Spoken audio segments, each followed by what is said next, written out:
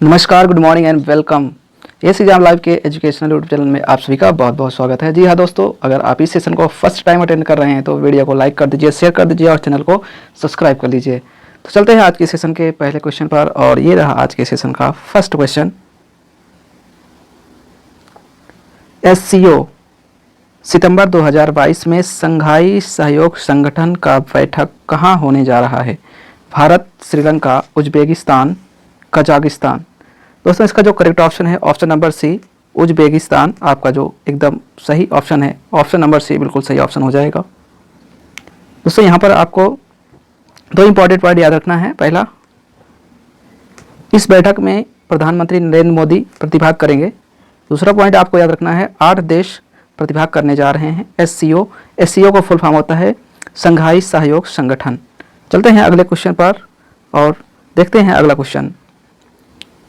Next question आपके सामने और आपकी स्क्रीन पर आ चुका है। नेक्स्ट क्वेश्चन है, उपराष्ट्रपति जगदीप धनखड़ को पद एवं गोपनीयता की शपथ किसने दिलाया है? रामनाथ कोविंद, द्रौपदी मुर्मू, नरेंद्र मोदी, आनंदीबेन पटेल। आपका जो करेक्ट ऑप्शन है ऑप्शन नंबर सेकेंड, यानी द्रौपदी मुर्मू। दोस्तों ये देश की दूसरी महिला आदिवासी राष्ट्रपति हैं। यहाँ पर आपको एक इम्पॉर्टेंट पॉइंट याद रखना है, 11 अगस्त 2022 को इन्होंने शपथ ग्रहण किया था और ये हिंदी भाषा में अपना शपथ ग्रहण किए थे। तो इस पॉइंट को अच्छे से याद रखना है। बढ़ते हैं अगले क्वेश्चन पर। नेक्स्ट क्वेश्चन, वर्तमान में भारत के मुख्य चुनाव आयुक्त निम्न में से कौन से हैं? ओम प्रकाश रावत, सुनील अरोड़ा, राजीव कुमार, सुशील चंद्र। आपका जो करेक्ट ऑप्शन है ऑप्शन नंबर सी, यानी राजीव कुमार। ये वर्तमान के मुख्य चुनाव आयुक्त हैं। दोस्तों यहाँ पर आपको 4 इंपॉर्टेंट पॉइंट याद रखने हैं। ओम प्रकाश रावत जो थे ये 22 नंबर के मुख्य चुनाव आयुक्त थे। वहीं पर सेकंड आपको याद रखना है सुनील अरोड़ा। दोस्तों ये 23 नंबर के मुख्य चुनाव आयुक्त हुए थे। और नंबर 4 को अगर याद रखेंगे, यहाँ पर सुशील चंद्र, यानी राजीव कुमार के पहले सुशील चंद्र यहाँ पर मुख्य चुनाव आयुक्त थे। वहीं पर अभी वर्तमान में आपका हमने बताया कि राजीव कुमार जो कि हैं कि 25 मुख्य चुनाव आयुक्त हैं। तो आपको ये सारे पॉइंट अच्छे से याद रखने हैं। चलते हैं नेक्स्ट क्वेश्चन पर। क्वेश्चन नंबर 4, 18 अगस्त से होने वाली 3 वनडे मैचों की सीरीज का कप्तानी कौन संभाल रहा है? दोस्तों ये 18 अगस्त से वनडे सीरीज चलने जा रहा है। तो यहाँ पर जो इस बार कप्तान होंगे वो लोकेश राहुल होने जा रहे हैं। तो ये आपका जो करेक्ट ऑप्शन है ऑप्शन नंबर बी, यानी लोकेश राहुल आपको बिल्कुल करेक्ट सही ऑप्शन है। यहाँ पर अगर उप कप्तान की बात करें तो शिखर धवन रहेंगे। वहीं पर पहले शिखर धवन को कप्तान घोषित कर दिया गया था, बट ऐसा अब यहाँ पर कप्तानी कौन करेगा? यहाँ पर लोकेश राहुल करेंगे। ठीक है, 18 अगस्त से जिम्बाब्वे के खिलाफ 3 मैचों का एक दिवसीय मुकाबला शुरू होगा। बढ़ते हैं अगले क्वेश्चन पर। क्वेश्चन नंबर 5, हाल ही में किस राज्य सरकार ने ऋषभ पंत को राज्य का ब्रांड एम्बेसडर बनाया है? दोस्तों यहाँ पर उत्तराखंड की बात करें तो इन्होंने अभी हाल ही में ब्रांड एम्बेसडर चुना है ऋषभ पंत को। तो दोस्तों ये इंपॉर्टेंट बहुत इंपॉर्टेंट क्वेश्चन है। बढ़ते हैं अगले क्वेश्चन पर। क्वेश्चन नंबर 6, धन निकासी सिद्धांत किसके द्वारा दिया गया था? Who gave the drain of wealth theory. तो दोस्तों इस थ्योरी को किसने दिया था? दादा भाई नौरोजी ने दिया था। आपका ऑप्शन नंबर सेकंड बिल्कुल सही ऑप्शन है, दादा भाई नौरोजी। यहाँ पर आपको इस सिद्धांत को 1867 में पेश किया गया था और इस सिद्धांत को आप puberty and un-British rule India में यहाँ पर इसका वर्णन मिलेगा। तो इस बुक को भी याद रखेंगे। बढ़ते हैं अगले क्वेश्चन पर। क्वेश्चन नंबर 7, किस बुक से सन्यासी विद्रोह का पता चलता है? दोस्तों ये जो बुक है आनंद मठ, यानी ऑप्शन नंबर ए आपका बिल्कुल सही ऑप्शन है। आनंद मठ से ही सन्यासी विद्रोह का पता चलता है। बढ़ते हैं अगले क्वेश्चन पर। क्वेश्चन नंबर 8, 1905 में अखिल भारतीय कृषि बोर्ड की स्थापना किस अंग्रेज के द्वारा करवाया गया था? Lord Wavell, Lord Wellesley, Lord Mountbatten, Lord Curzon. तो दोस्तों यहाँ पर ऑप्शन नंबर 4 यानी लॉर्ड कर्जन, इन्होंने ही 1905 में अखिल भारतीय कृषि बोर्ड की स्थापना कर दिया था। बढ़ते हैं अगले क्वेश्चन पर। क्वेश्चन नंबर 9, PWD यानी पब्लिक वर्क्स डिपार्टमेंट की स्थापना किस अंग्रेज के द्वारा किया गया था? आपका जो option number C Lord Dalhousie, ये बिल्कुल सही ऑप्शन हो जाएगा। यानी लॉर्ड डलहौजी ने PW वर्क स्टार्ट कर दिया था। दोस्तों यहीं पर आपको 16 अप्रैल 1853 की बात करें तो पहली ट्रेन चलाई गई थी, उसका नाम क्या था? तो उसका नाम था ब्लैक ब्यूटी, और जो कि 34 किलोमीटर मुंबई से लेकर थाने के बीच फर्स्ट टाइम लॉर्ड डलहौजी के द्वारा ही चलवाया गया था। दोस्तों अगर दूसरा यहाँ पर इंपॉर्टेंट पॉइंट आपको याद रखना है, रेलवे बोर्ड का गठन कब किया गया था? 1905 में लॉर्ड कर्जन के द्वारा किया गया था। तो दोनों इंपॉर्टेंट है और यहाँ पर दोनों डिफरेंस आपको देखना है कि लॉर्ड डलहौजी ने तो यहाँ पर पहला ट्रेन चलवाया था, वहीं पर अगर गठन की बात करें तो 1905 में लॉर्ड कर्जन ने करवाया था। तो बढ़ते हैं अगले क्वेश्चन पर, question number 10। Next question, Bharat में प्रथम तार सेवा कोलकाता से आगरा किस वर्ष भेजा गया था? दोस्तों यहाँ पर ये क्वेश्चन बड़ा इंपॉर्टेंट है। देखिए यहाँ पर आपको बहुत ध्यान से क्वेश्चन को पढ़ना है। प्रथम तार सेवा कोलकाता से आगरा, आपसे क्वेश्चन ऐसा भी पूछ सकता है कि प्रथम तार सेवा कहाँ से कहाँ तक भेजा गया था, कहाँ पर चलाया गया था? तो कोलकाता से आगरा, वहीं पर कब भेजा गया था? तो आपका जो सही ऑप्शन है ऑप्शन नंबर सी, यानी 1853 में ही ये प्रथम तार सेवा स्टार्ट कर दिया गया था। नेक्स्ट क्वेश्चन बढ़ते हैं, क्वेश्चन नंबर 11। प्रारूप समिति यानी ड्राफ्टिंग कमेटी के गठन के समय कुल कितने सदस्य थे? तो आपका जो करेक्ट ऑप्शन है ऑप्शन नंबर सी, यानी 7। यहाँ पर 7 सदस्य थे ड्राफ्टिंग कमेटी के गठन के समय। दोस्तों यहाँ पर आपको अध्यक्ष याद रखना है और गठन कब हुआ था? तो ड्राफ्टिंग कमेटी के जो अध्यक्ष थे डॉक्टर भीमराव अंबेडकर थे। दूसरा पॉइंट आपको याद रखना है 29 अगस्त 1947 को ड्राफ्टिंग कमेटी की गठन किया गया था। बढ़ते हैं अगले क्वेश्चन पर, क्वेश्चन नंबर 12। भारतीय संविधान का पितामह किसे कहा जाता है? BL मित्रा, BR अम्बेडकर, KM मुंशी, पंडित जवाहरलाल नेहरू।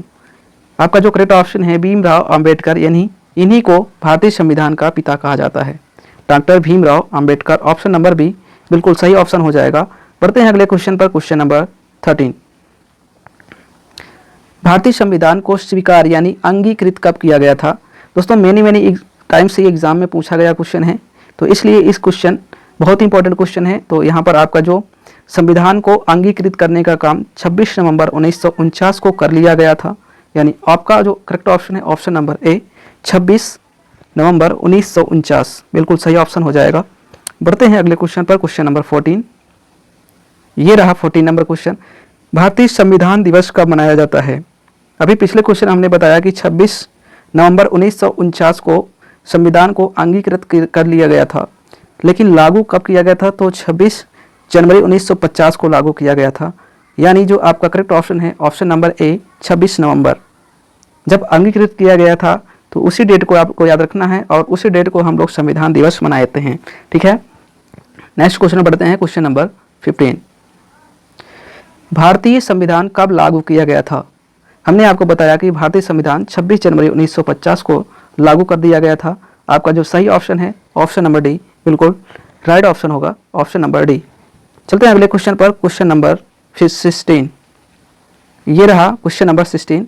वायुमंडल में आयतन के अनुसार सबसे अधिक मात्रा में कौन सी गैस पाई जाती है? दोस्तों वेरी वेरी इंपॉर्टेंट क्वेश्चन है। तो आपका जो सही ऑप्शन हो जाएगा ऑप्शन नंबर बी, यानी नाइट्रोजन। ये आपका बिल्कुल सही ऑप्शन हो जाएगा। सबसे अधिक मात्रा में नाइट्रोजन पाई जाती है। ऑक्सीजन कितना परसेंट है? तो 20.93% oxygen, nitrogen 78.7%, carbon dioxide 0.03%, argon 0.93%। तो इन सब को पूरा कंपोजिशन आपको याद रखना है। बढ़ते हैं अगले क्वेश्चन पर, क्वेश्चन नंबर 17।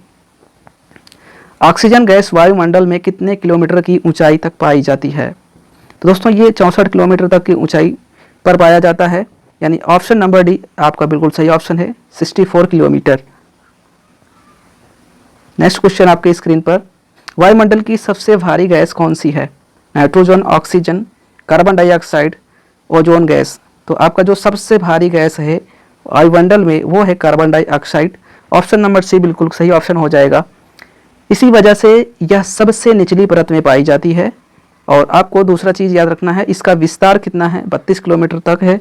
हमने पिछले क्वेश्चन बताया कि वायुमंडल में अगर ऑक्सीजन की बात करें तो 64 किलोमीटर तक पाई जाती है, वहीं पर कार्बन डाइऑक्साइड की बात करें तो 32 किलोमीटर तक पाई जाती है। तो सबसे अच्छा और बेस्ट क्वेश्चन आपका क्वेश्चन नंबर 18। चलते हैं अगले क्वेश्चन पर, क्वेश्चन नंबर 19। आकाश का नीला रंग क्यों दिखाई पड़ता है? नाइट्रोजन, कार्बन डाइऑक्साइड, ऑक्सीजन, धूल के कण। जो आपका बिल्कुल सही ऑप्शन है ऑप्शन नंबर डी, यानी धूल के कण। इसी वजह से आकाश का नीला रंग दिखाई पड़ता है। अगले क्वेश्चन को बढ़ते हैं, क्वेश्चन नंबर 20। क्षोभ मंडल में तापमान की गिरावट की दर 165 मीटर की ऊंचाई पर कितने डिग्री का गिरावट होता है? 1 degree Celsius, 2 degree Celsius, 3 degree Celsius, 4 degree Celsius. Option number A आपका बिल्कुल सही ऑप्शन हो जाएगा, यानी 1 डिग्री सेल्सियस। यानी आप अगर 165 मीटर की ऊंचाई पर जाते हैं तो 1 डिग्री सेल्सियस तापमान घट जाएगा, लेकिन अगर आप 1 किलोमीटर की ऊंचाई तक जाते हैं तो आपका जो है टेम्परेचर 6.4 डिग्री सेल्सियस की गिरावट हो जाएगी। वहीं पर अगर हम ट्रोपोस्फीयर की बात करें, यहाँ पर आपसे क्षोभ मंडल के बारे में बात किया गया है, तो इस चीज़ को याद रखना है। क्षोभ मंडल यानी ध्रुवों पर ये कितने किलोमीटर तक पाया जाता है? तो 8 किलोमीटर तक पाया जाता है। वहीं पर यहाँ पर अगर विषुवत रेखा की बात करें तो ये 18 किलोमीटर तक इसकी लंबाई होती है। इसे संवहन मंडल और अधोमंडल के नाम से भी जाना जाता है। बढ़ते हैं अगले क्वेश्चन पर, क्वेश्चन नंबर 21। नेक्स्ट क्वेश्चन आपके स्क्रीन पर, वर्मी कंपोस्टिंग किससे तैयार किया जाता है? फंगस द्वारा, बैक्टीरिया के द्वारा, लाल केंचुए के द्वारा, पशुओं के द्वारा। आपका जो बिल्कुल सही ऑप्शन है ऑप्शन नंबर सी, यानी लाल केंचुओं के द्वारा कंपोस्टिंग या फिर वर्मिंग कंपोस्टिंग तैयार किया जाता है। नेक्स्ट क्वेश्चन पे चलते हैं, क्वेश्चन नंबर 22। यदि अपशिष्ट पदार्थ पीने के पानी के स्रोतों को दूषित कर दे तो निम्न में से कौन सी बीमारी फैल जाती है? स्कर्वी, टाइफाइड, मलेरिया, अरक्तता। आपका जो बिल्कुल सही ऑप्शन है ऑप्शन नंबर बी, टाइफाइड। बढ़ते हैं अगले क्वेश्चन पर, क्वेश्चन नंबर 23। दोस्तों अगर आपने अभी तक वीडियो को लाइक नहीं किया और सेशन को लाइक नहीं किया तो वीडियो को लाइक कर दीजिए, सेशन को शेयर कर दीजिए। चलते हैं अगले क्वेश्चन पर। नेक्स्ट क्वेश्चन है, सामान्यतः टूटी हुई हड्डियों को सेट करने के लिए प्रयोग किए जाने वाले प्लास्टर ऑफ पेरिस का रासायनिक नाम क्या है? Calcium nitrate, calcium sulphate, calcium carbonate, calcium chloride. आपका जो बिल्कुल सही ऑप्शन हो जाएगा option number B, calcium sulphate. ये आपका बिल्कुल करेक्ट ऑप्शन है ऑप्शन नंबर बी। चलते हैं अगले क्वेश्चन पर, क्वेश्चन नंबर 24। नेक्स्ट क्वेश्चन है, चंद्रमा की सतह से एक चट्टान को लाया जाता है तो इसका द्रव्यमान परिवर्तित हो जाएगा, इसका भार परिवर्तन होगा, द्रव्यमान परिवर्तित नहीं होगा। द्रव्यमान और भार दोनों परिवर्तित होगा, द्रव्यमान और भार दोनों समान रहेंगे। यानी आपका जो करेक्ट ऑप्शन है ऑप्शन नंबर बी, बिल्कुल सही ऑप्शन है ऑप्शन नंबर बी। इसका भार परिवर्तित होगा लेकिन द्रव्यमान परिवर्तित नहीं होगा। नेक्स्ट क्वेश्चन बढ़ते हैं, और दोस्तों ये आज के सेशन का लास्ट क्वेश्चन है। बादलों की दिशा एवं गति को मापने वाला यंत्र क्या कहलाता है? इसका कमेंट का आपको रिप्लाई देना है कमेंट बॉक्स में। और तब तक के लिए bye bye, take care and hope you like this session, and so please subscribe our YouTube channel and we meet in the next session. Okay, thank you so much. Jai Hind, Jai Bharat.